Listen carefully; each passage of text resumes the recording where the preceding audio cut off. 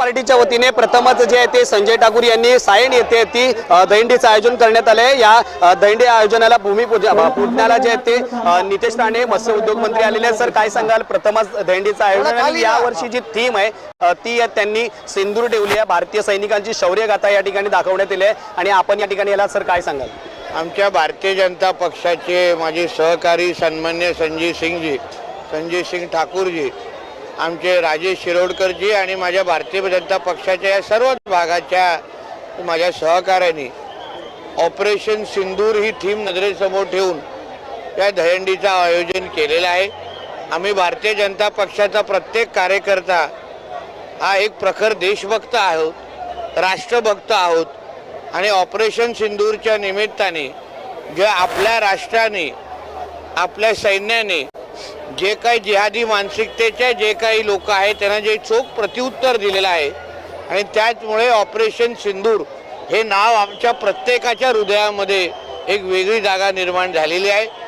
ज्या पहलगाम हल्ल्याच्या वेळी कोणाची भाषा विचारली नाही, कोणाची जात विचारली नाही, पण फक्त हिंदू आहेत आणि आमच्या भगिनींच्या डोक्यावर सिंदूर आहे म्हणून गोळ्या घातलेल्या आहेत आणि म्हणूनच अशा हंडीच्या निमित्ताने आम्ही आमची मुंबई ही पण जिहाद मुक्त करणार आहोत।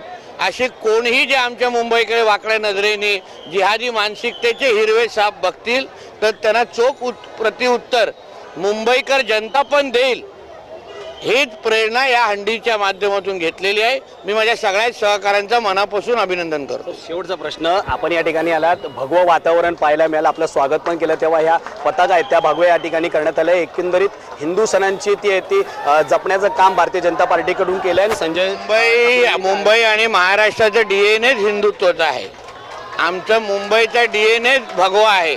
म्हणून या मुंबईमध्ये अगर तुम्हाला भगवं वादळ दिसत असेल तर मग अजून कुठे दिसलं पाहिजे? कराचीला।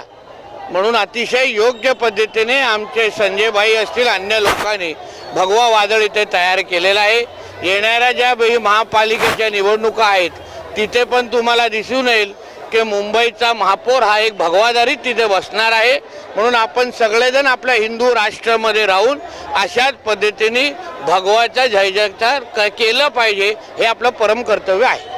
नक्कीच, धन्यवाद सर। तर हे होते नितेश राणे, त्यांनी ज्या ठिकाणी ज्या आपली प्रतिक्रिया व्यक्त करताना पाहायला मिळाली। व्हिडिओ जर्नलिस्ट राजेश धोत्रेसह मी महेंद्र जोईल, जय महाराष्ट्र न्यूज, मुंबई।